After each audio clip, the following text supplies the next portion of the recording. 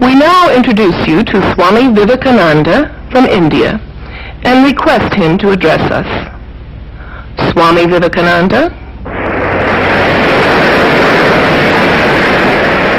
Sisters and brothers of America,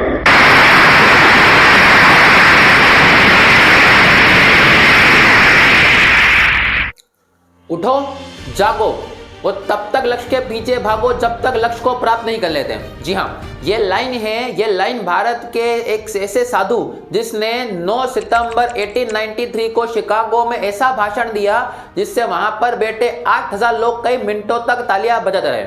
जी हाँ, आज के वीडियो में हम बात करने वाले हैं स्वामी विवेकानंद जी के बारे में। स्वामी विवेकानंद जी के बारे में आज एक एक बात को पूरी डिटेल से चर्चा करने वाले हैं। भारत के एक ऐसे व्यक्ति जिसने भारत का नाम पूरी दुनिया में रोशन कर चुका था। आज की वीडियो में हम स्वामी विवेकानंद जी के बारे में एक एक पहलू पर पूरे डिटेल से चर्चा करने वाले हैं। इनका जीवन इतना प्रभावशाली है कि अगर हम इनके जीवन के कुछ अंश भर भी अपने जीवन में उतार लेंगे तो हम इस जीवन रूपी सागर से पार हो जाएंगे। चलिए शुरुआत करते हैं स्वामी विवेकानंद जी के जीवन परिचय से। स्वामी विवेकानंद जी का जन्म 12 जनवरी 1863 को बंगाल के कलकत्ता में हुआ। इनका मूल नाम नरेंद्र नाथ दत्त हुआ करता था। आगे चलकर इनको स्वामी विवेकानंद जी के नाम से जाना गया। स्वामी जी के दादाजी दुर्गा चरण दत्त ये पर्शियन तथा संस्कृत भाषा के बहुत बड़े पंडित हुआ करते थे। साथ ही बहुत प्रख्यात वकील भी हुआ करते थे। 25 वर्ष की उम्र में दुर्गा चरण दत्त ने अपने घर को छोड़ दिया था तथा संन्यास जीवन धारण कर लिया था। इसीलिए स्वामी जी ने भी इनके पद चिन्ह पर चलते हुए आगे चलकर इन्हीं की उम्र में अपने घर को छोड़ दिया तथा सन्यासी जीवन को अपनाया। इसलिए स्वामी जी के जीवन में सन्यास कोई अनकही बात नहीं हुआ करती थी। स्वामी जी के पिताजी विश्वनाथ दत्त हिंदी, उर्दू, संस्कृत, पारसी कई भाषा के बहुत प्रख्यात विद्वान हुआ करते थे और कलकत्ता हाईकोर्ट में बहुत प्रसिद्ध वकील भी हुआ करते थे। अपने घर वालों को वो डेली इन सभी भाषाओं में अलग अलग कविताएं सुना करते थे।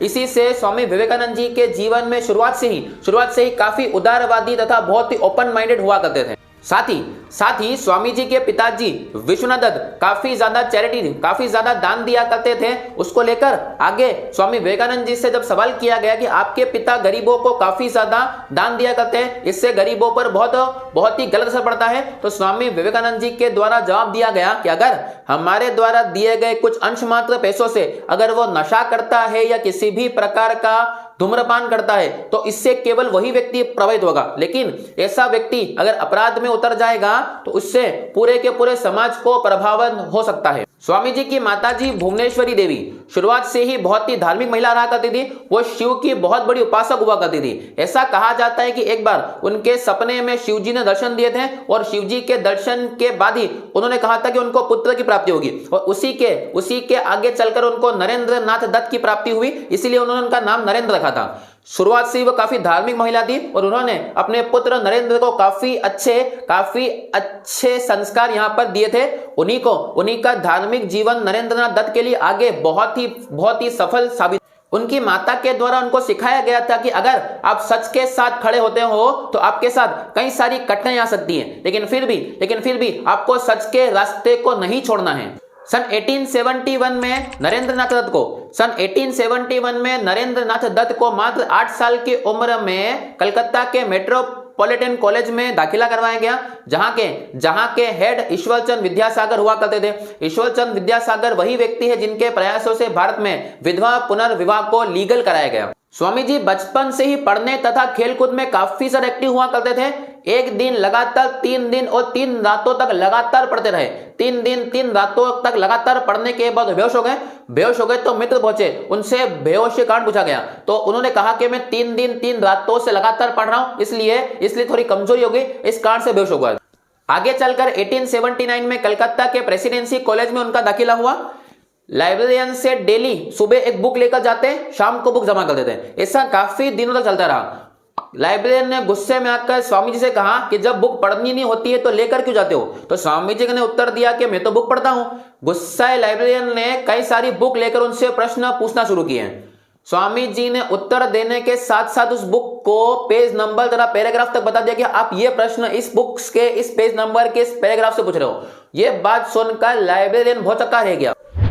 आगे चलकर 1881 में स्वामी जी की मुलाकात रामकृष्ण परमहंस से होती है। रामकृष्ण परमहंस कलकत्ता के दक्षिणेश्वर मंदिर के पुजारी हुआ करते थे। रामकृष्ण परमहंस को एक बार वो चेक करने के लिए पहुंचे थे, लेकिन उनकी बातों से इतने ज्यादा प्रभावित हो चुके थे कि उन्होंने रामकृष्ण परमहंस को अपना गुरु मान लिया था। सन 1884 में स्वामी जी के पिताजी विश्वनाथ दत्त की मृत्यु हो चुकी थी। मृत्यु के कारण उनके ऊपर काफी ज्यादा लोन था। उन लोन को चुकाने के लिए उन्होंने काफी ज्यादा जॉब के लिए संघर्ष किया। उन जॉब के संघर्षों में काफी दिन वह नंगे पैर ही संघर्ष किया करते थे और काफी बार वो भूखे पेट ही सोया करते थे। घर आकर अपनी माता से कहते कि मैं तो कहीं से भोजन करके आया हूं, ये खाना आप खा लीजिए। आगे चलकर सन आता है 1888, जिसमें स्वामी जी की उम्र 25 वर्ष की हो चुकी है। स्वामी जी ने 25 वर्ष की उम्र में अपने सन्यासी जीवन को धारण किया। भगवा वस्त्र पहने, अपने साथ एक छड़ी, पानी पीने कमंडल, साथ ही एक बुक भगवत गीता लेकर देश के भ्रमण पर निकल गए। उन्होंने सन्यासी जीवन को अपनाया। अब वो देश में हर जगह पर भ्रमण करना शुरू किया। देश उनका घर था और देश में रहने वाले लोग उनके भाई बहन हुआ करते थे। इसी यात्रा के दौरान स्वामी जी कई लोगों से मिलते थे, कई जाति धर्म लोगों के राजा महाराज से मिला करते थे तथा अपने विचार लोगों के सामने प्रकट किया करते थे। इसी दौरान 1893 को स्वामी जी को शिकागो में होने वाले धर्म संसद के लिए इनविटेशन दिया गया। स्वामी जी भारत का प्रतिनिधित्व करने के लिए शिकागो के लिए निकल पड़े। स्वामी जी जिस जहाज में बैठकर शिकागो जा रहे थे उस जहाज के कैप्टन से स्वामी जी ने अखबार मांगा। साथ ही उनके मित्र भी हुआ करते थे। जब स्वामी जी ने अखबार मांगा तो कैप्टन ने अखबार यह देकर कह दिया कि मैंने पेपर पढ़ा नहीं है, आप प्लीज पेपर पढ़ के मुझे वापस दे देगा। स्वामी जी ने अखबार को 15 मिनट में पढ़ लिया। साथ ही उनके मित्र ने अखबार मांगा तो अखबार उनके मित्र ने दिया, लेकिन अखबार पढ़ते पढ़ते वो पेपर हवा के कारण जाकर गिर गया समुद्र में। अब इस बात पर जो जहाज का कैप्टन था वह काफी ज्यादा गुस्सा हो गया। इस बात को स्वामी विवेकानंद ने कहा कि आप मुझे एक बुक और पेपर दे दीजिए, आप मुझे एक बुक और पेन दे दीजिए। गुस्साया कैप्टन देखता रहा। स्वामी विवेकानंद जी ने 30 मिनट लगातार लिखते रहे। वो 30 मिनट में ऐसा कैसा पेपर लिखकर सेम टू सेम पेपर लिखकर दे दिया किसको, जहाज कैप्टन को, और बोला ये आपका पूरा का पूरा पेपर है, आप चाहे तो इसे मैच कर सकते हैं। कैप्टन से रहा नहीं गया। वो कैप्टन जहाज से उतरा। जब जहाज किनारे पर पहुंच चुका था तो जहाज से उतरा और पेपर को मैच किया। हूबहू पेपर स्वामी जी ने केवल 15 मिनट पेपर पढ़ा था और लगातार पूरा का पूरा पेपर कॉपी में लिख दिया। ये बात सुनकर कैप्टन के दिमाग के घोड़े बिल्कुल शांत हो चुके थे। 11 सितंबर 1893 को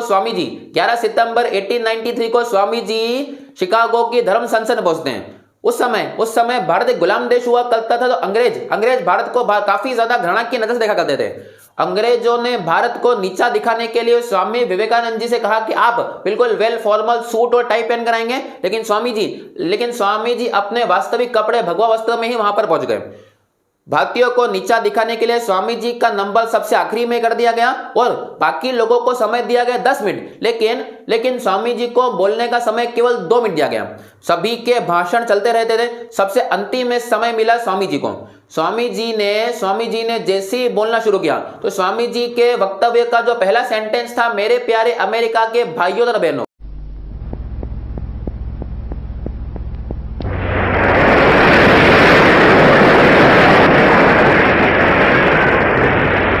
Distinguished delegates to the World's Parliament of Religions, ladies and gentlemen, welcome to the afternoon session of the opening day today, the 11th of September, 1893. We now introduce you to Swami Vivekananda from India and request him to address us. Swami Vivekananda.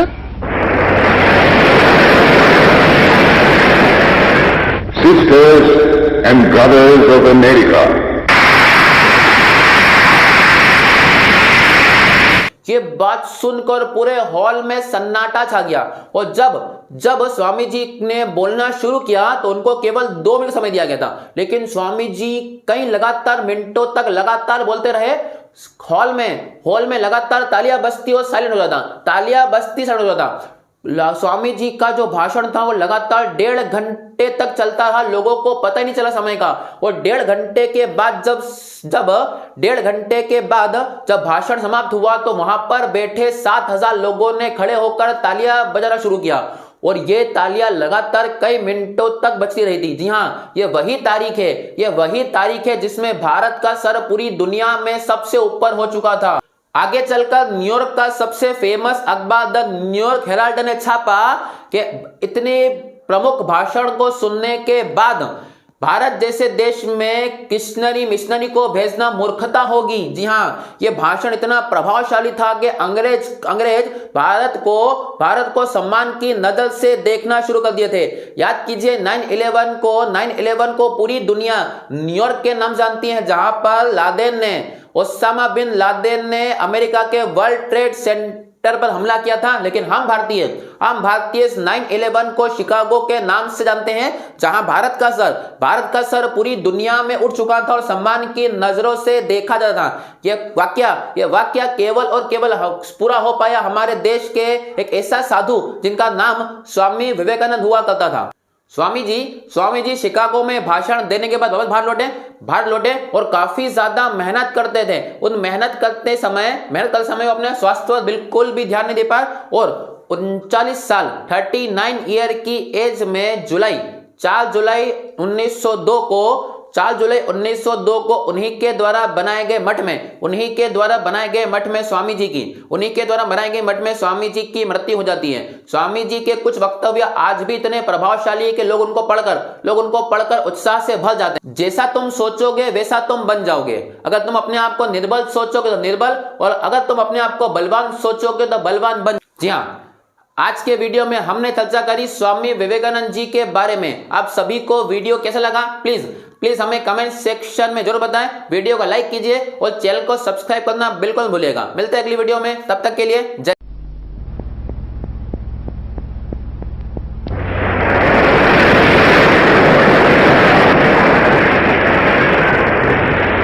Distinguished delegates to the world's Parliament of Religions, ladies and gentlemen, welcome to the afternoon session of the opening day today, the 11th of September, 1893. We now introduce you to Swami Vivekananda from India and request him to address us. Swami Vivekananda. Sisters and brothers of America,